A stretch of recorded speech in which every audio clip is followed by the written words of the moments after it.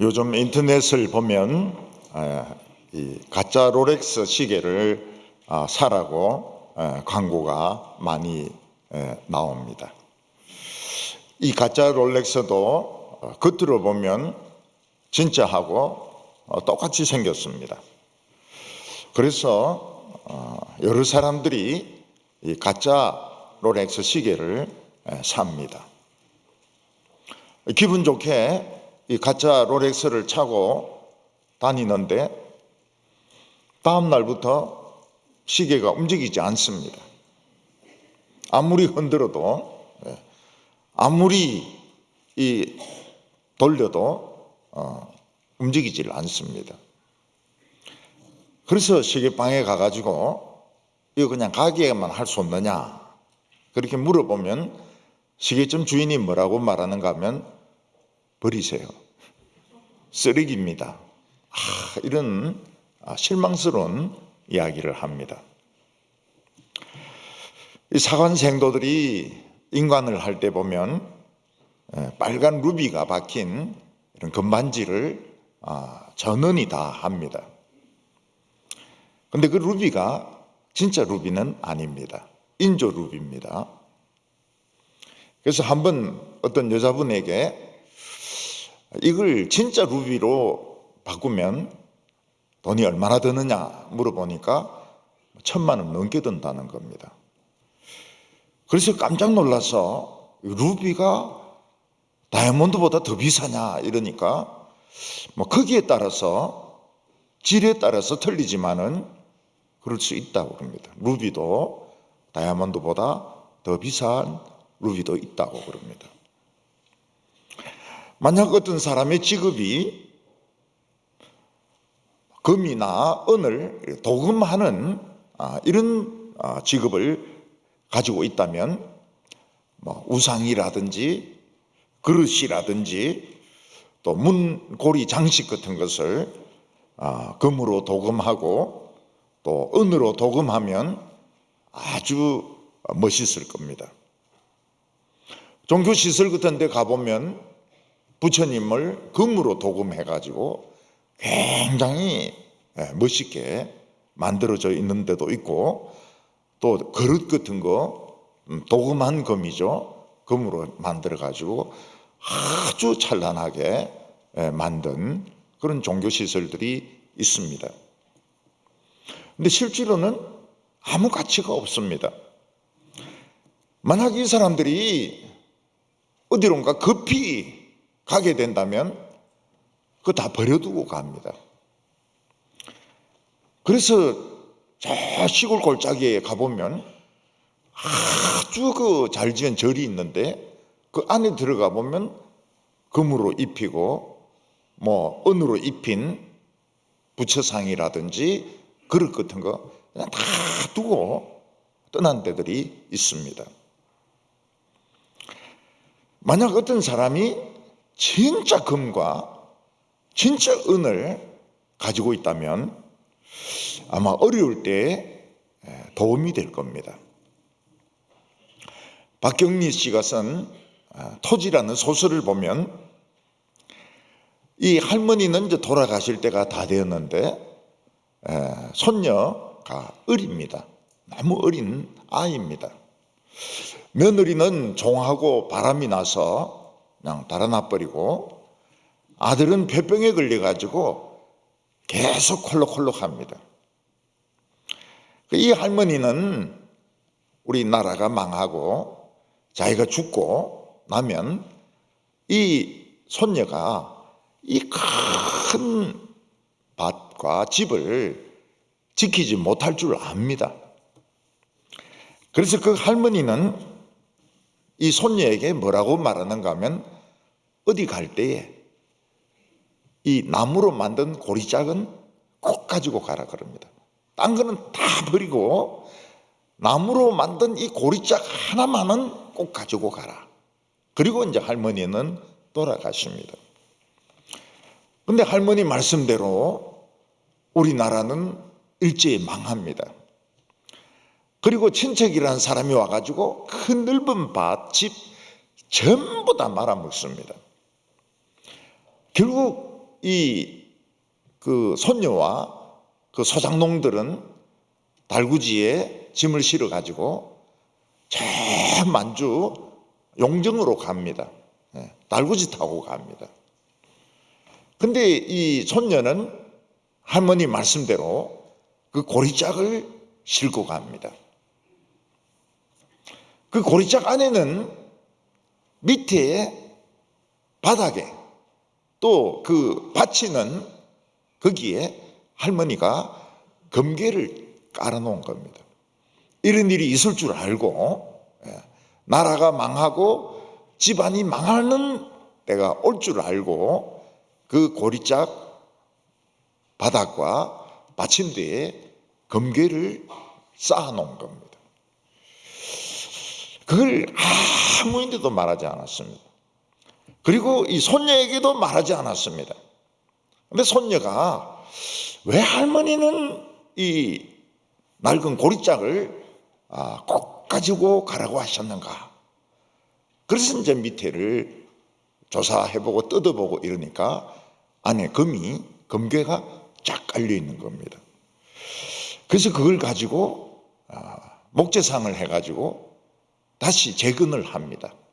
돈을 벌어가지고 병사리에 다시 돌아와가지고 그 잃어버렸던 땅들, 그 집들 도로 다 구입을 하게 됩니다. 그게 이제 소설 토지의 내용입니다. 우리는 이 세상에 살면서 어떻게 하든지 가치 있는 사람이 되어야 됩니다. 만약 우리가 가짜 인생을 산다면, 가짜 인간이 된다면 결국 우리 인생 다 살았을 때 우린 버려지게 될 겁니다. 우리의 영혼과 육체가 다 같이 버림을 받게 될 것입니다. 사람들은 우리의 이름을 욕으로 사용할 것입니다. 그러나 우리가 이 세상 살면서 자기 자신을 갈고 닦아서 진정한 금덩어리가 되게 한다면, 진정한 보석이 되게 한다면 나이가 들어도 존경을 받을 것입니다. 그리고 우리가 죽고 난 뒤에도 우리의 영혼과 육체는 소망이 있습니다. 하나님 앞에서 구원받는 소망이 있는 겁니다. 그래서 오늘 첫 번째는 인생의 찌꺼기는 버리라는 것입니다. 사람이 사는 곳에는 반드시 쓰레기가 생기게 되어 있습니다. 사람이 사는 이상 음식을 먹어야 되니까 음식 쓰레기가 나오게 되어 있고 생활 쓰레기가 나오게 되어 있습니다. 그래서 옛날부터 사람들은 강가에 집을 지어놓고 살기 시작했습니다. 왜냐하면 강가에는 식수를 구하기도 쉽고 얼굴이나 목욕을 하기도 쉽고 또 쓰레기를 버리기도 쉬우니까 강가에서부터 사람들의 생활이 시작이 되었습니다. 그런데 어떤 나라에서는 이 배설물을 창문으로 던집니다. 창문으로 배설물을 막 던지고 길 가다가도 그냥 어른들이 사람들이 보든지 안 보든지 이 배설 행위를 하고 그러면 너무 길이 불결하고 더러워서 다니기가 어려울 것입니다. 오늘 1절 말씀을 보면 이것도 솔로몬의 잠언이요 유다왕 히스기야의 신하들이 편집한 것이니라. 우리가 이 잠언을 보면 처음부터 한 권의 책으로 만들어진 것은 아니라는 것을 알 수 있습니다. 이 잠언은 여러 개의 토막으로 나누어져서 사람들에게 읽혀지고 사람들에게 사랑받고 이렇게 했는데 이 25장 이하의 이 내용도 어떤 사람들 히스기야 때 신하들이 보니까 그 내용이 솔로몬의 잠언에 비교해서 조금도 손색이 없다. 이것도 솔로몬의 잠언만큼 가치가 있다. 그래서 이제 편집을 해가지고 잠언에 넣은 것입니다. 여기서 솔로몬의 잠언이라 하는 것이 꼭 솔로몬이 있었다는 뜻은 아닙니다. 솔로몬의 잠언만큼 오래되었고 솔로몬의 잠언만큼 가치가 있다. 그래서 히스기야 신하들이 다듬어 가지고 잠언의 한 권의 책으로 편집을 하는데 집어넣은 것입니다. 2절에 보면 이를 숨기는 것이 하나님의 일이요 이를 살피는 것이 왕의 영환이라 이렇게 말씀하고 있습니다. 하나님은 어떤 일을 하셔도 잘 드러내지 않고 숨겨서 하실 때가 많습니다. 어떻게 보면 하나님의 성격은 좀 부끄러움이 많은 성격 같아요. 샤이 하신 성격 같아요. 그래서 큰 일을 하면서도 표시를 잘 내지 않으십니다. 하나님은 절대로 잘난 체 하시는 하나님이 아니십니다. 그래서 하나님은 큰 일을 해놓고도 하나님은 자신의 영광을 감추어 놓으십니다. 그러면 하나님의 백성들이나 하나님의 왕들은 그걸 이제 찾아내어서 하나님이 이번에도 이런 놀라운 일을 하셨구나. 이런 축복을 주셨구나. 그래서 하나님께 감사하고 영광 돌려드리는 것이 이 세상의 왕이나 하나님의 백성들이 할 일이라는 것입니다. 하나님은 우주와 태양과 바다를 만드시고도 자랑을 하시지 않습니다. 숨어 계십니다. 하나님은 내가 만들었다. 이 하늘에 내가 만들었음 이렇게 자랑을 하지 않습니다. 하나님은 숨어 계십니다. 하나님은 우리 믿는 자를 위해서 위대한 일을 하십니다. 그리고도 표시를 내시지 않습니다. 이게 하나님의 영광입니다. 하나님은 큰 일을 해놓고 숨어 계시는 것이 하나님의 영광입니다. 우리 인간들은 얼마나 미련한지 이 하나님이 하신 일을 보고서도 하나님을 발견하지 못합니다. 이게 우연히 된 거야? 내가 똑똑해서 된 거야? 이러면서 하나님의 영광을 찾지를 못합니다. 우리는 이 세상 살면서 하나님과 숨바꼭질을 할 때가 많습니다. 하나님은 어떤 큰 일을 해놓고도 숨어 계십니다. 꼭꼭 숨으라. 머리카락 보일라. 꼭꼭 숨으라. 옷자락이 보인다. 하나님은 숨어 계시는 것이 하나님의 영광입니다. 그런데 하나님의 백성들이 그 일을 깊이 묵상하고 논리적으로 생각을 해보고 또 증거들을 하나씩 하나씩 그슬 올라갈 때 거기에 하나님이 계십니다. 그래서 하나님의 그 위대하심, 하나님의 그 신실하심에 감사하고 영광 돌려드리는 것이 왕의 할 일입니다. 그게 무슨 뜻입니까? 그렇게 하는 사람이 왕 같은 자격을 가진 사람이란 겁니다.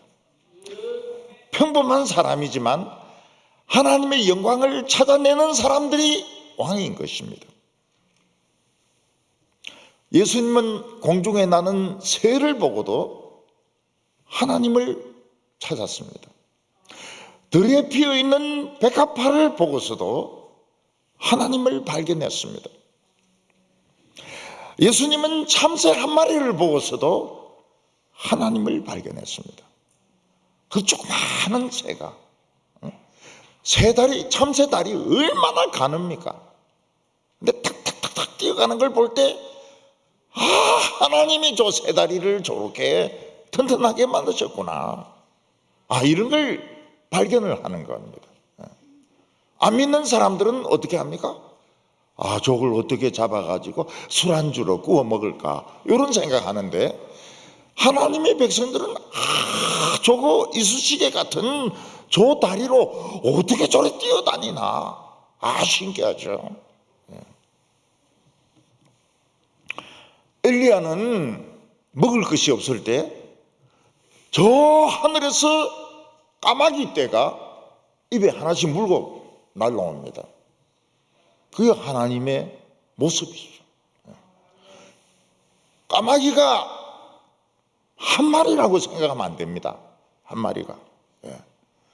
엘리야가 반찬도 필요하죠. 간식도 필요하죠.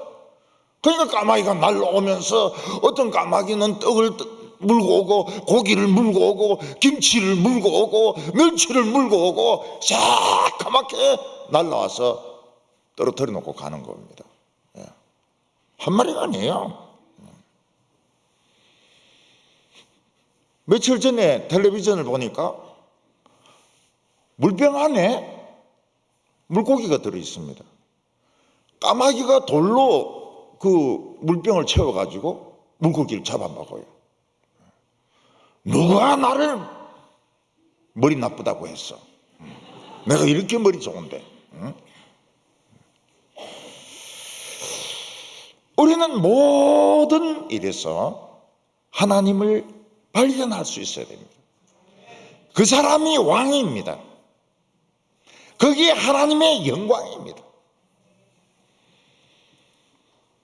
하나님은 우리에게 먹을 것을 주셨습니다. 우리는 먹을 것을 통해서 하나님을 발견해야 됩니다. 하나님은 우리에게 입을 옷을 주셨어요. 이 입을 옷을 통해서 하나님을 발견하는 겁니다. 그리고 놀래야 됩니다. 여호수아는 요단강을 건널 때 요단강이 물벽처럼 막 쌓여 올립니다. 쌓여 올라갑니다. 댐처럼. 물이 댐입니다. 그게 하나님의 영광이죠.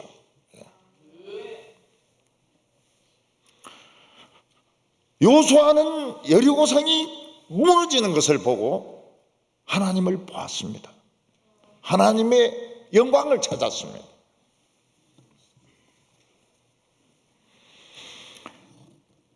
어떤 여자분이 나비를 연구합니다.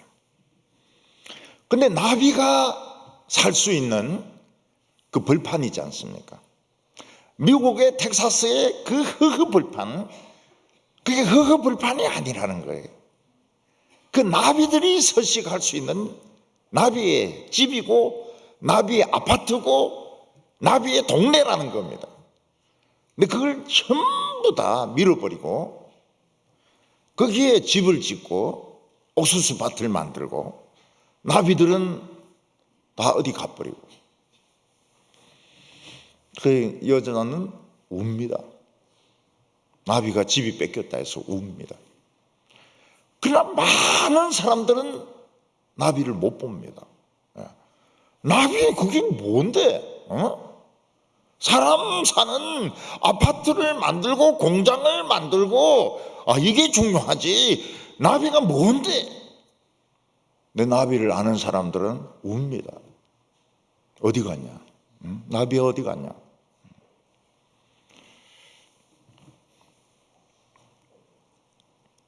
사람 눈에는 흑흑벌판입니다. 나비들에게는 집입니다. 나비 군락지입니다. 너무너무 소중한 나비들의 동네인 겁니다. 인간들은 나비를 없애왔습니다. 90%가 없어졌습니다. 나비를 사랑하는 사람들은 웁니다. 울어요.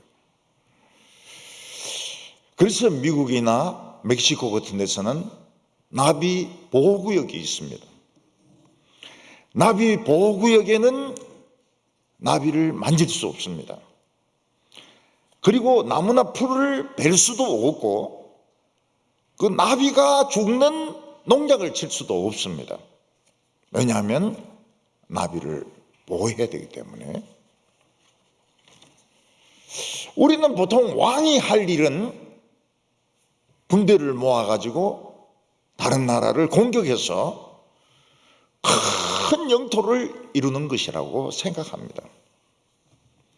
그리고 많은 첩을 두어서 흥청망청 술 마시고 지내는 거라고 생각합니다. 그러나 왕이 할 일이 무엇입니까? 정말 왕 같은 가치 있는 사람은 누굽니까? 그 세세한 부분을 통해서, 나비를 통해서, 나비 애벌레를 통해서, 번데기를 통해서 하나님이 하시는 일을 찾아내는 것. 하나님 놀랍습니다. 정말 하나님 놀랍습니다.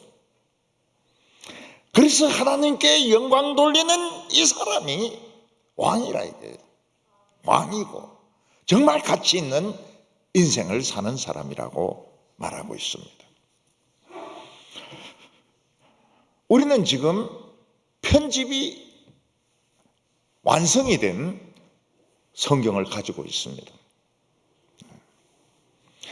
이 성경 안에는 뭐가 있습니까? 사막이 있습니다. 아라비아 사막이 있습니다. 바다가 있습니다. 지중해 바다, 사해 바다가 있습니다. 이 안에 호수, 갈릴리 호수도 있습니다. 헬몬 산도 있습니다. 광야도 있습니다. 이스라엘 백성들이 40년간 돌아다녔던 광야도 있습니다. 이 속에 숨어 있는 것이 무엇입니까? 하나님의 보물, 하나님의 말씀입니다. 이거를 찾아가지고 하나님 놀라운 분이십니다. 하나님은 정말 위대하십니다. 그 숨겨놓으신 일을 찾아내는 것이 왕들이 하는 일입니다. 왕들은 안 하잖아요. 왕들은 지금 딴 일을 하고 있잖아요. 의사들하고 싸우고 있잖아요. 그러니까 이제 우리가 왕이 돼야 되죠. 우리가 그 사막 속에 들어가 가지고 또는 그 강에 가 가지고 그걸 찾아내는 겁니다. 어떤 사람은 그 사해 거기만, 사해 옆에 있는 소돔과 고모라만 뭐 몇십 년간 살았는데 그 롯의 부인의 그 소금 기둥이 있지 않습니까? 그 진짜 기둥이 그 롯의 처는 아니라 그래요. 롯의 처는 아니고 뭐 그렇게 굉장히 훨씬 크니까요, 그 여자보다. 그래도 이제 그런 것을 찾아냅니다. 그리고 소돔과 또 고모라가 파괴된 그런 흔적들 같은 거, 그런 걸 연구를 해요. 그 돌이 불에 탄 이런 흔적들을 찾아냅니다. 이런 사해바다 그 절벽에 있는 굴에 뭐가 있는지 누가 알았겠습니까? 심심하니까 양치기가 돌을 던졌습니다. 안에서 땡그랑 하면서 항아리가 깨지는 소리가 나요. 그래서 양치기는 그 절벽을 기어 올랐습니다. 돈이 있는가 싶어서. 돈이 없어요. 그냥 흔책만 잔뜩 있는 겁니다. 양치기는 그 흔책을 흔책방에 팔아버렸습니다. 흔책방에 폐지하는데 팔아버렸어요. 근데 가치를 아는 사람이 딱 보니까 이사야서가 있는 겁니다. 와, 거의 완벽한 이사야서가 있는 겁니다. 하박국 1장, 2장이 있는 겁니다. 3장은 없고. 그리고 다른 문서들이 있는 것을 발견하게 되었습니다. 그 사본의 위대한 것이 무엇입니까? 지금 우리가 보는 구약 성경은 레닌그라드 사본이라고 마소라 성경입니다. 이게 한 1200년 정도의 히브리어로 기록된 구약 성경이거든요. 그래서 학자들은 이 구약 성경은 많이 변질되었을 것이다. 원본하고는 많이 틀릴 것이다. 그래서 구약 성경을 별로 신뢰를 안 했어요. 히브리어 성경을 신뢰를 안 했습니다. 근데 그 동굴에서 나온 이사야서하고 1200년 뒤에 나온 이 히브리 성경하고 똑같은 거예요. 완벽하게 똑같은 거예요. 그래서 사람들이 유대인 서기관들이 얼마나 정확하게 성경을 필사를 했는가. 지금 이 두루마리가 어디에 있습니까? 비밀의 장소에 있는데 이스라엘의 국보입니다. 핵무기가 터져도 불타지 않는 곳에 이 사본이 보관이 되어 있습니다. 이런 일을 하는 사람이 누굽니까? 왕이 하는 일입니다. 왕의 자격을 갖춘 사람이에요. 왕의 자격을 갖춘 사람입니다. 토라라고 하면 창세기, 출애굽기, 레위기, 신명기 그 5권을 토라라고 합니다. 토라가 굉장히 큽니다. 사람 키만 합니다. 이거를 히브리 말로 쓴 건데요. 그리고 큰 통에 집어넣습니다. 이스라엘 사람들이 토라 안 봐요. 회당에서 토라 안 읽어요. 그럼 그 토라가 어디에 있습니까? 한국에 있습니다. 한국 학자들이 가가지고 그걸 사가지고 온 거예요. 그러니까 이스라엘에서 이거는 안 된다. 문화재는 밀반출이 안 된다. 막 그 세관에서 막 싸우고 이러는데 이 문화재가 아니고 너희들이 버린 거다. 그래가지고 토라가 한국에 이미 한 10개 정도 와 있고 또 오려고 하는 게 또 한 10몇 개 있습니다. 이스라엘에 가면 토라가 없어요. 요즘 이래 되어 있습니다. 이걸 찾아내는 이 가치를 창세기, 출애굽기, 레위기, 민수기 이 가치를 이스라엘 사람들은 모르는 거예요. 그냥 빵 모자 쓰고 그냥 떡 먹고 그냥 끝나는 겁니다. 3절에 하늘의 높음과 땅의 깊음 같이 왕의 마음은 헤아릴 수 없느니라. 여기서 왕은 세상의 정치인이 아닙니다. 정치인이 원하는 것은 뻔한 것이죠. 명예와 돈입니다. 그리고 계속 권력을 유지하는 것입니다. 여기에 이 왕은 누굽니까? 하나님의 말씀을 찾아내는 사람입니다. 그 사람이 왕이에요. 이 사람은 저 하늘에 있는 하나님의 뜻을 찾아냅니다. 엘리야는 저 하늘 꼭대기에 있는 하나님의 뜻을 찾아내어서 하늘 문이 열리고 닫히게 했습니다. 하늘에서 불이 떨어지게 했습니다. 모세는 저 땅 깊은 곳에 일어나는 변화를 알았습니다. 지진이 일어날 것을 알았습니다. 그리고 물이 지하수가 흐르는 것을 알았습니다. 고라당이 반역을 일으켰을 때 모세는 빨리 고라당 옆을 떠나라고. 잠시 후에 지진이 일어나면서 땅이 쫙 갈라집니다. 고라당은 다 빠지고 땅은 닫혀버렸습니다. 물 한 방울 넣는데 모세가 반석을 칩니다. 물이 터져 나와요. 이게 땅 저 깊은 곳에서 일어나는 일입니다. 새나 쥐는 이 지진파를 안다 그래요. 그래서 지진이 일어나기 전에 막 새들이 막 소리 지르면서 날아가고 도망쳐가고 쥐들이 막 도망가고 이러면 지진이 오는 겁니다. 지진이 와요. 사람들은 그걸 모릅니다. 지진이 일어날 줄 몰라요. 깔려 죽습니다. 다 깔려 죽어요.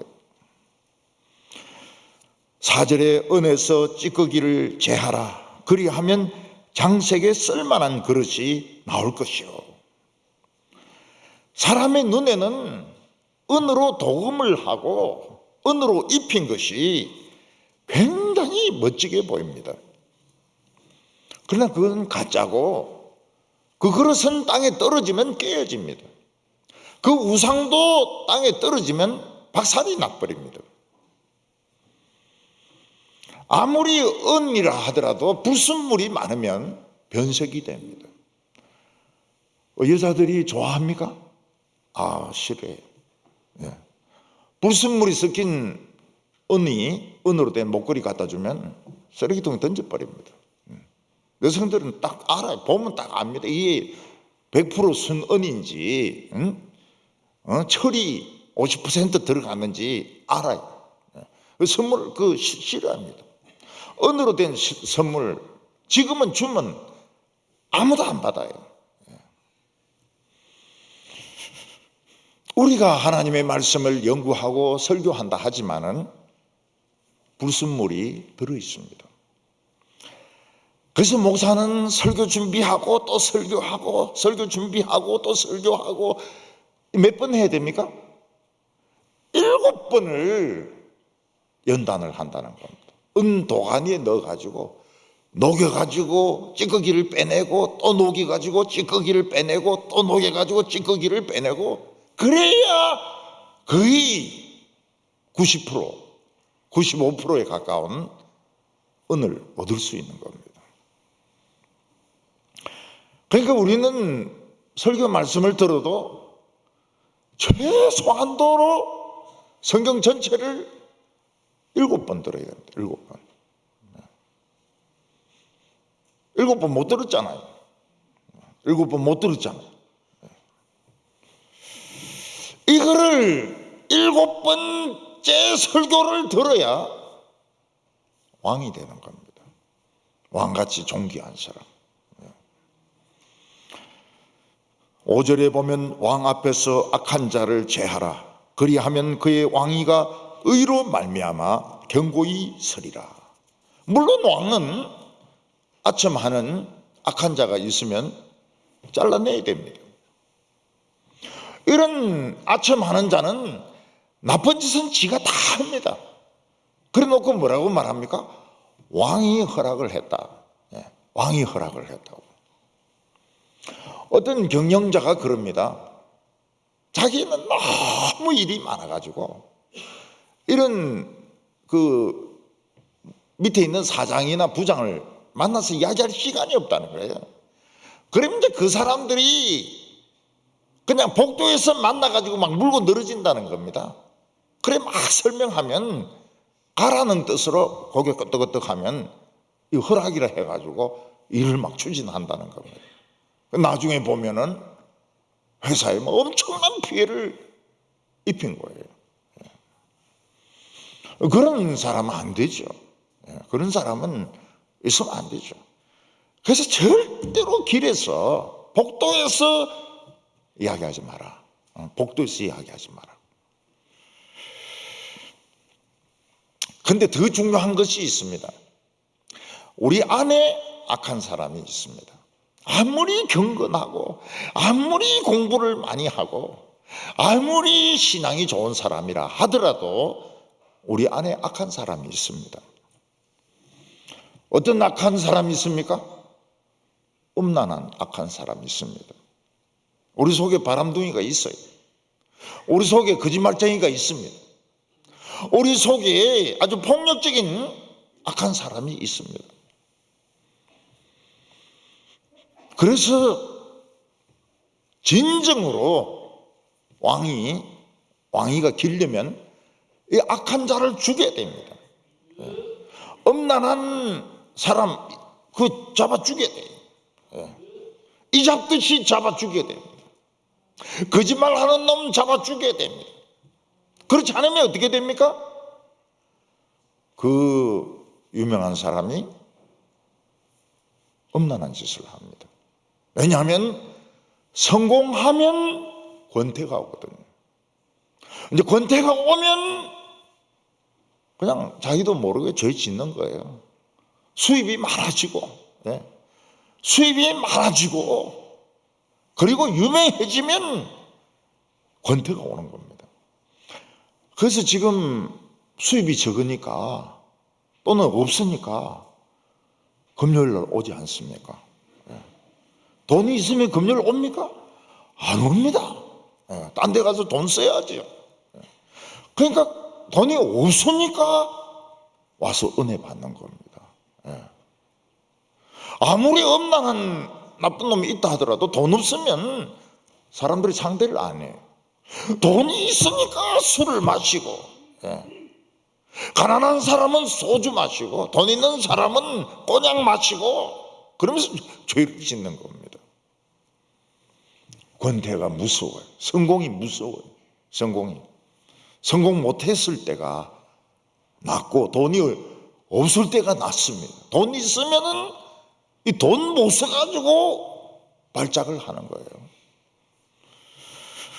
그래서 부동산 사기에 걸려가지고 싹 다 날립니다. 날리게 돼 있습니다. 날려야 돼요. 나비처럼 날아가야 됩니다. 돈에는 날개가 있다. 날아가 버려요. 어떤 날 자기 안에 있는 나쁜 사람이 시킵니다. 소근소근. 이 정도는 죄가 아니야. 이 정도는 괜찮아. 나중에 보니까 이게 스캔들이 되는 겁니다. 나중에 보니까 한평생 쌓은 인생이 무너져 버리는 겁니다.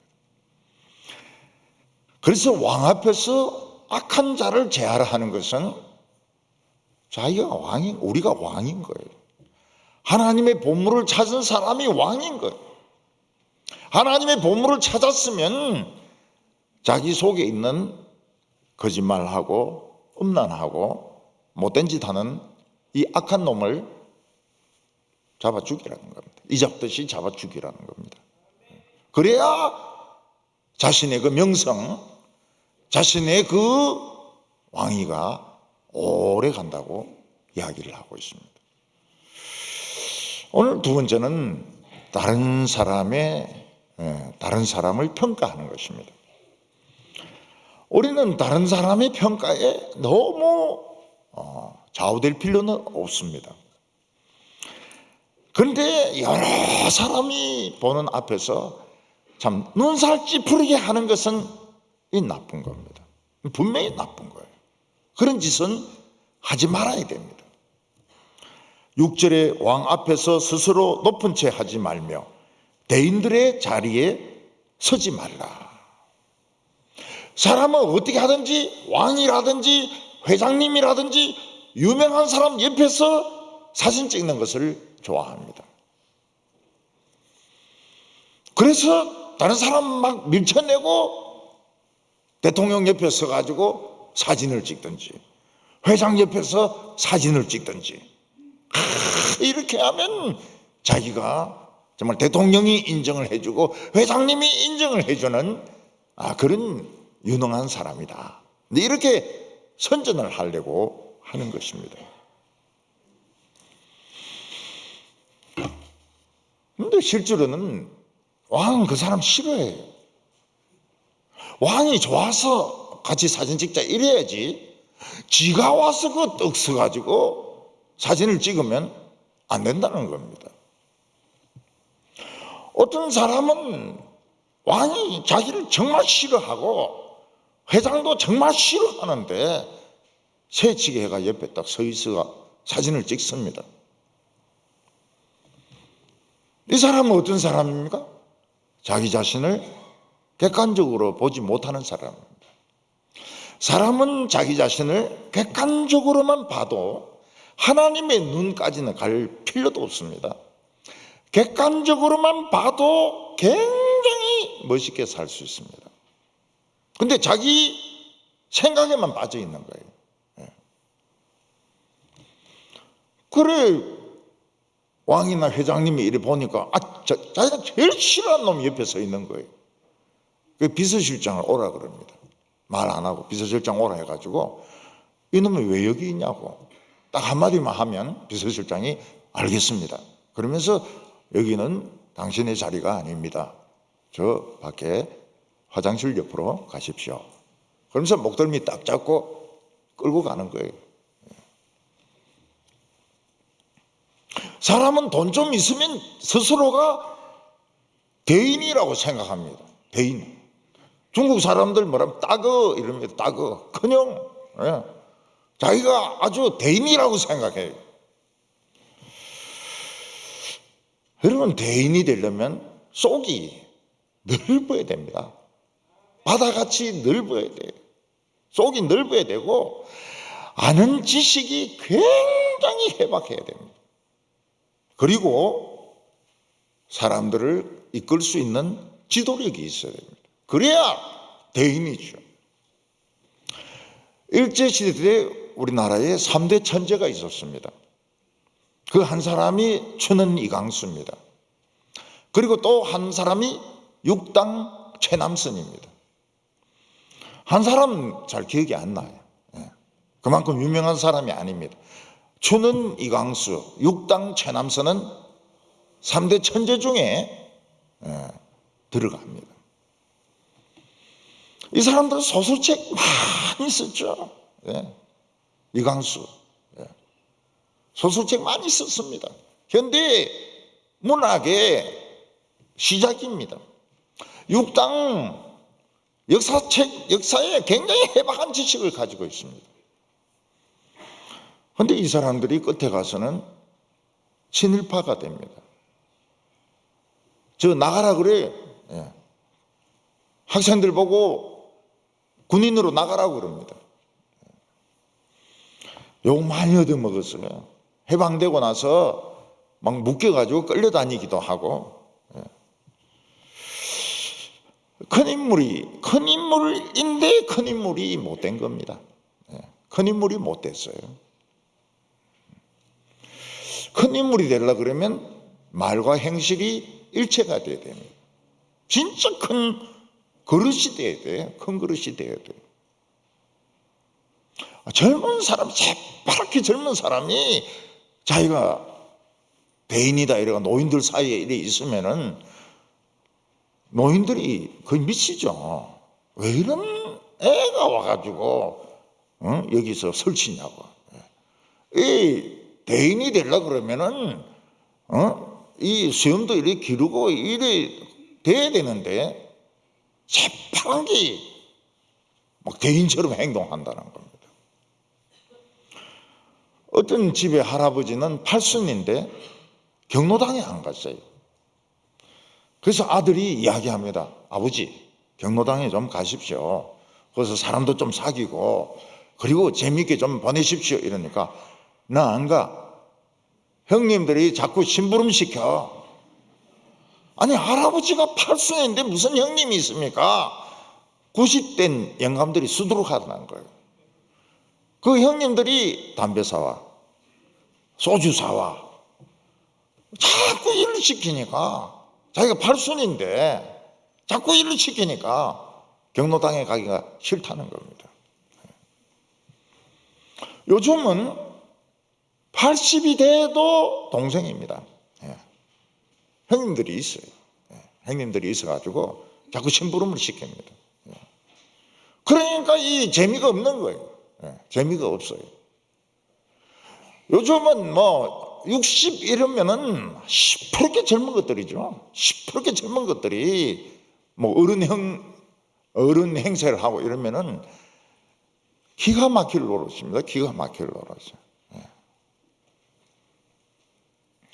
7절에 보면 이는 사람이 내게 이리로 올라오라 하고 말하는 것이 내 눈에 보이는 귀인 앞에서 저리로 내려가라 말하는 것보다 나음이니라. 어떤 사람이 이제 지방에서 좀 이제 유지입니다. 지방에서 좀 돈도 있고 좀 세력도 있습니다. 그래서 무슨 행사하는데 가운데 딱 앉아 있어요. 근데 행사를 진행하는 분이 와가지고 죄송하지만 좀 나가시라고. 이거는 다른 사람의 자석이라고. 보니까 세계적인 그 학자가 저 뒤에 있는 거예요. 노벨상 받고 세계적인 학자가 저 뒤에 끝에 앉아 있는 겁니다. 얼른 가운데로 모셔가지고 거기서 이제 강의를 시작을 하는 겁니다.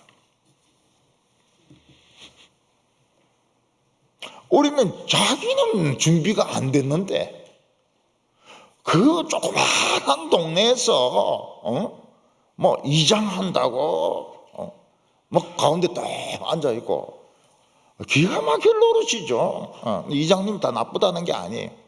많이 나빠요. 많이 나빠요. 이 세계적인 이런 사람 있어도 그건 모릅니다.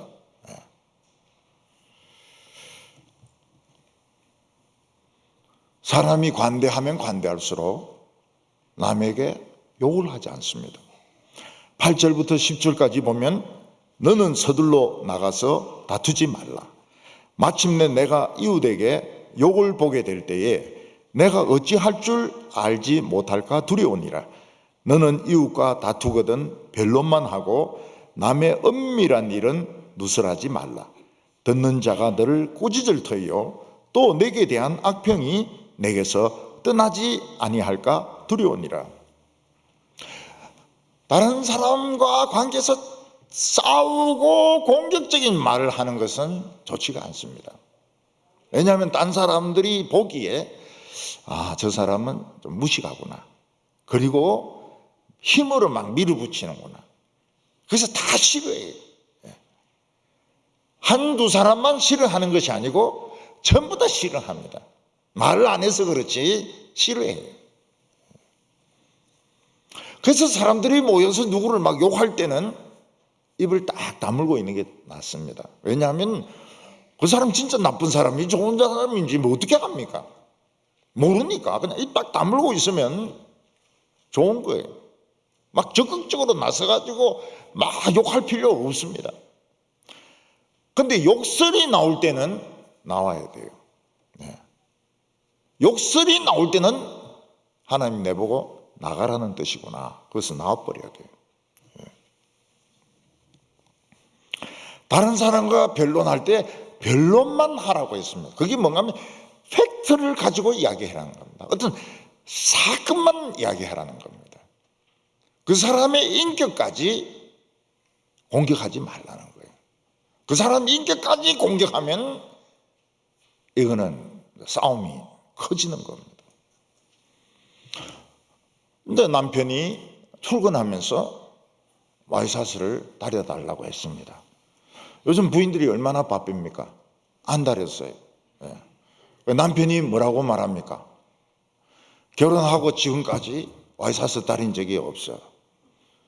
그리고 처남도 그렇고 장모님도 그렇고 장인도 그렇고 전부 잘한 거 하나도 없어. 그러면 이제 그때부터는 민족이 싸우는 겁니다. 부인은 당신은 해준 거 뭐 있냐고. 당신은 이러면서 싸우는 거거든요.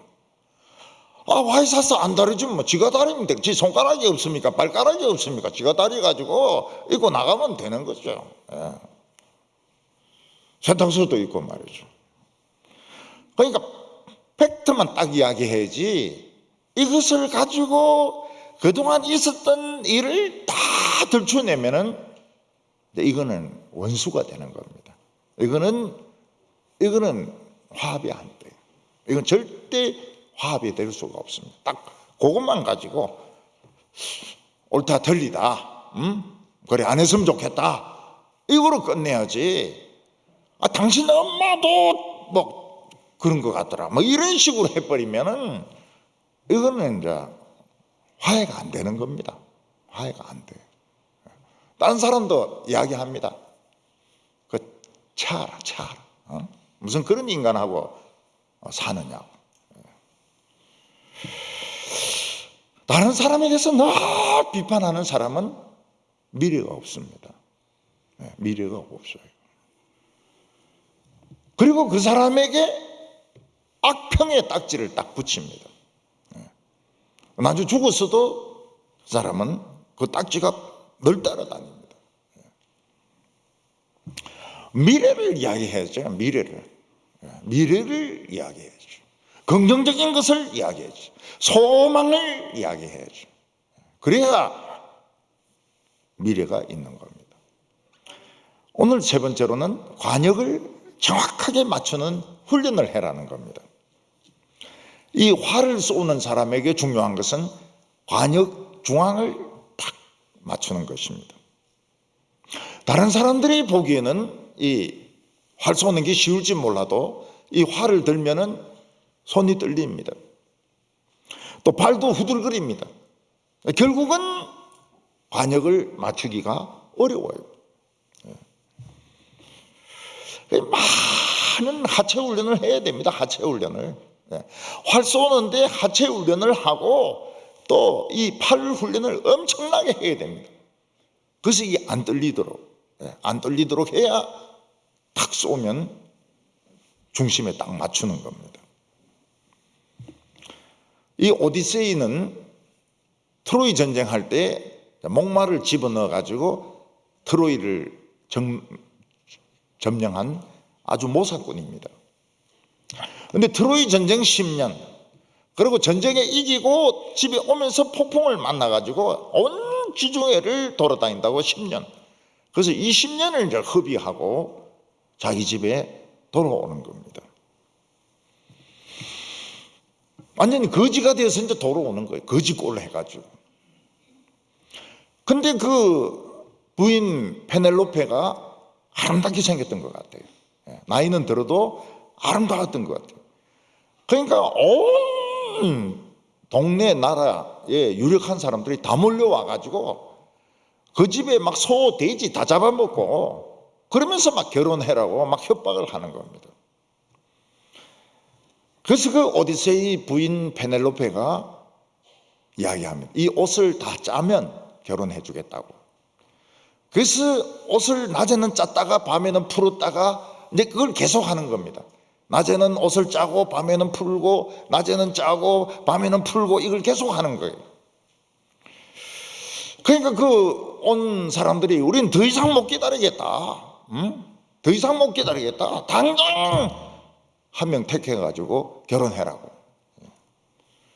그때 이제 오디세이가 집으로 옵니다. 오디세이가 집으로 와가지고 아들을 불러가지고 이야기를 해라고. 이 도끼 있지 않습니까? 도끼 그 자루 위에 구멍, 그걸 10개를 쫙 세워놓고 이걸 한 번에 관동시키는 사람과 결혼한다. 페넬로페는 도끼 10개를 통과시키는 사람하고 결혼한다고. 그러니까 이 남자들이 오디세이의 활을 가지고 이제 걸려고 하는데 이게 안 걸리는 거예요. 얼마나 이 활이 센지 이걸 이제 이 고리로 된 걸 걸어가지고 당겨야 되는데 이 걸지 못하는 거예요. 아무도 못 끄는 거예요. 그때 오디세이가 와가지고 딱 걸고 딱 쏘니까 그 도끼 자루 구멍 10개를 딱 통과합니다. 그리고 이제 그 활로 그 있는 남자들 다 쏴 죽이는 거예요. 화살로. 어떻게 내 부인을 결혼하자고 이렇게 하느냐. 그러니까 이 오디세이가 물론 옛날 이야기지만은 활의 천재인 겁니다. 활의 천재. 활 쏘는데 천재. 도끼 10개를 딱 한 번에 통과시킵니다. 목사님, 그 이야기 아닙니까? 이야기죠. 옛날 이야기죠. 실제로 그랬을까요? 모르죠. 어떻게 내가 그거 알아요? 그거 안 봤는데. 그렇다 하니까 그런 줄 알지. 11절에 보면 경우에 합당한 말은 아로새긴 은쟁반의 검사관이라. 딱 맞는 말. 딱 경우에 맞는 말. 완전 관역을 딱 맞추는 말은 언쟁반의 검사가라는 거예요. 그 대학이란 곳은 강의만 듣는 곳이 아닙니다. 그 잔디에 앉아가지고 뭐 통기타도 치고, 응? 그리고 뭐 친구들하고 개똥철학도 이야기하고, 그러면서 이제 남의 이야기를 듣는 훈련을 하는 겁니다. 오늘 사람들은 들을 줄 몰라요. 남이 이야기하는 것을 안 듣습니다. 왜냐하면 듣는 훈련이 안 돼 있어요. 자기 이야기만 계속 합니다. 그러니까 이 관역을 못 맞추는 겁니다. 카네기는 말을 잘 할 수 있는 방법이 뭐냐? 첫 번째가 듣는 거라는 거예요. 듣는 거. 남의 이야기를 들어주라는 거예요. 아무리 쓸데없는 이야기를 해도 들어주라는 거예요. 들어주면서 이 관계가 마음문이 열리는 겁니다. 마음문이 열려요. 마음문이 열려야 뭐 화를 쏘든 뭐 어떻게 할 건데, 안 들어준다는 거예요. 남이 하는 말을. 남이 하는 말을 들어주라고 이야기합니다. 그리고 이야기할 때 자신의 입장에서 이야기하지 말라는 거예요. 그 사람 입장에서 이야기하라는 거예요. 아유, 그 고양이가 그래 좀 편찮으시다면서요. 그리고 뭐 그 집에 어떤 일이 있고, 그러면은 귀를 기울이거든요. 자기 이야기만 막 해가지고 이 물건 사라고, 우리 동부교회 오라고, 동부교회 좋은 교회라, 절대로 안 합니다. 절대로 안 와요.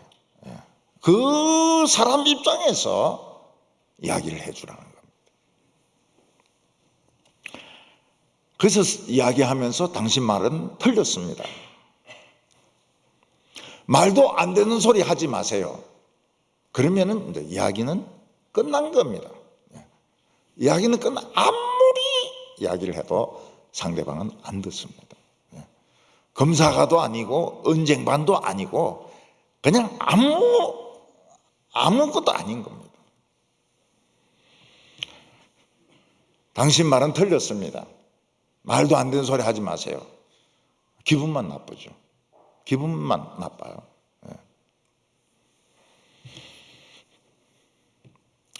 언쟁반의 검사가 참 아름다운 표현 아닙니까? 어떻게 그래 아름다운 표현이 있을 수 있을까요?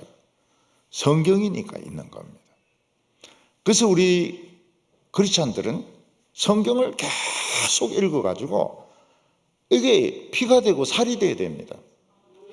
그래서 어떤 일이 생겼을 때 물론 남의 일도 이야기도 들어주고 그 사람 입장에서 이야기도 해고 이게 필요하지만, 우리 크리스찬들은 다른 무기가 있어요. 성경이 있습니다. 성경을 가지고 이야기하면 꼼짝 못해요. 나는 포도나무요, 너희는 가지니. 성경 가지고. 그래서 미국은 보니까 깡패들도 성경은 한 구절씩 다 외우더라고요. 그래서 경찰인데 조사받을 때 성경 이야기를 해요. 성경 이야기를. 도움이 되는지 안 되는지는 모르겠는데, 이 깡패들도 성경은 자관 하나씩 한 구절은 다 외웁니다. 언쟁반의 검사가. 얼마나 아름다운 표현입니까? 얼마나 아름다워요. 크리스찬이 참 다른 사람의 입장을 이해하고 사랑하는 마음으로 한마디 할 때 얼마나 아름답습니까? 12절에 슬기로운 자는 책망을 청종하는 자의 귀에 금고리와 정금 장식이니라. 슬기로운 사람은 어떤 사람입니까? 말을 잘하는 사람이 아닙니다. 누군가 이야기할 때 잘 듣는 사람이에요. 책망하는 말을 잘 들어요. 그 사람들은 귀에 금귀고리를 지금 달고 있는 겁니다. 금귀고리보다 더 큰 것이 있습니다. 더 큰 걸 달고 있는 사람입니다. 그 귀가 복되지. 그래서 예수님이 뭐라고 말씀하셨습니까? 귀 있는 자는 들을지어다. 귀 있는 자는 들을지어다. 그 귀가 복되도다. 그렇게 말씀하고 있습니다. 우리는 이 귀를 복되게 해야 됩니다. 귀에 귀고리, 금귀고리, 금진주, 귀고리. 이거 그게 뭡니까? 하나님 말씀을 듣는 사람은 이 금귀고리를 달고 있는 겁니다.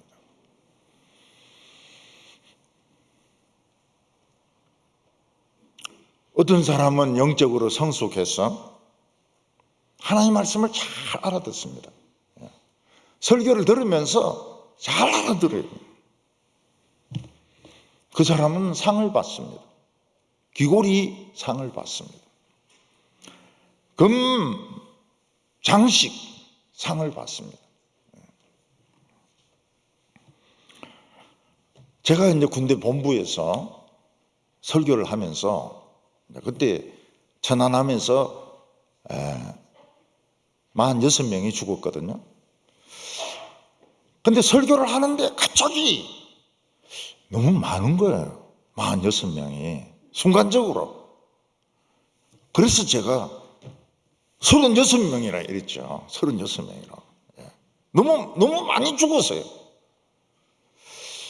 그러니까 이제 나중에 이제 설교 마치고 이렇게 앉아 있는데 그 해군 출신 한 분이 목사님 10명 어디 갔습니까? 46명입니다. 그러니까 옆에서 군목 중령이 뭐라고 말하는가 하니까 왜 그걸 못 알아듣느냐는 거야. 36이든 46이든 그 목사님이 말하는 의도는 알지 않느냐고. 왜 그 10명을 가지고 그렇게 하냐고. 그러니까 아유 맞습니다. 맞다고 그래요. 그 순간적으로 딱 너무 많이 죽었는데 이 생각이 들면서 그러니까 사실은 제가 이제 현역이 아니니까 신문을 보니까 벌써 숫자가 차이가 나는 겁니다. 현역 같으면 절대로 오차가 있을 수가 없죠. 벌써 군대 떠난 지 오래되니까 딱 헷갈리는 겁니다. 근데 그 중령이 막 뭐라 하는 거예요. 목사님이 몇 명이나 했던지 그게 무슨 상관이 있냐고. 제대로 알아들어야지. 응? 제대로 알아듣는 게 중요하지. 그래가지고 그 장로가 야단만 시커 맞았어요. 13절에 보면 충성된 사자는 그를 보낸 이에게 마치 추수하는 날에 얼음 냉수 같아서 그 주인의 마음을 시원하게 하느니라. 주인이 사자를 보냈습니다. 심부름을 시켰습니다. 근데 너무 엉터리로 일하는 사람이 있어요. 가지도 않고 갔다고 그러고 뭐 가스도 헛소리하고 엉뚱한 짓 하고 오고. 그러면 주인의 마음이 새카맣게 탑니다. 새카맣게 타요. 정말 저놈 만난 게 내 인생에 정말 비극이다. 저런 놈을 내 사자로 보낸 것은 내 인생의 수치다. 속이 새카맣게 타요. 근데 충성된 자를 보내면 어떻게 합니까? 무슨 반대가 있고 어려움이 있고 막 두들겨 맞고 이래도 끝까지 일을 해냅니다. 어떤 일이 있어도 해내가 와요. 그러면 주인이 추수할 때, 여름 추수 아닙니까? 맥추절. 얼마나 더울 때입니까? 그래서 얼음물 라떼를 먹는 것처럼 막 속이 막 시원한 거예요. 그 이야기를 들으면은. 그래 두들이 맞으면서도 비밀을 누설 안 합니다.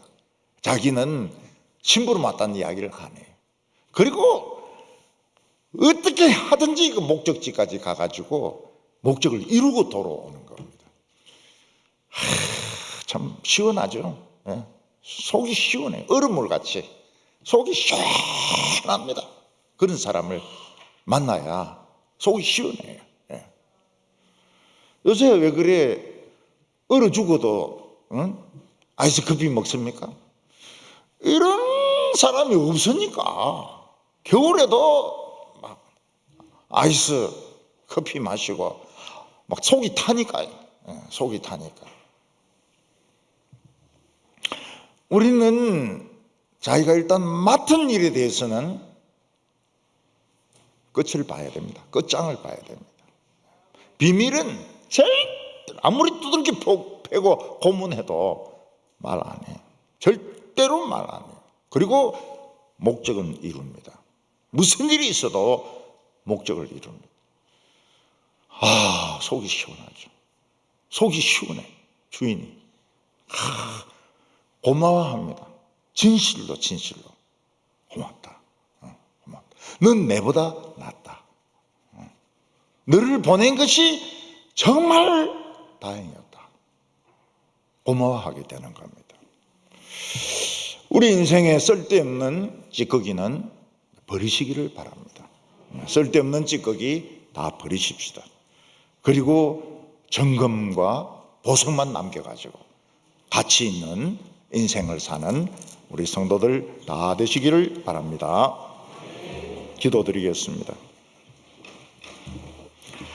하나님 아버지, 허물 많은 죄인들을 하나님께서 품어주시고 사랑해 주시고 또 말씀으로 깨끗하게 하여 주셔서 하나님의 자녀로 만들어 주심을 감사합니다. 우리가 하나님을 믿노라 하면서도 우리에게는 아직 불순물들, 찌꺼기들이 많이 있습니다. 7번 연단한 은처럼 깨끗하게 하여 주시옵시고 하나님의 마음을 시원하게 해드릴 수 있는 우리 성도들 다 되게 하여 주시옵소서. 예수님의 이름으로 기도하옵나이다. 아멘.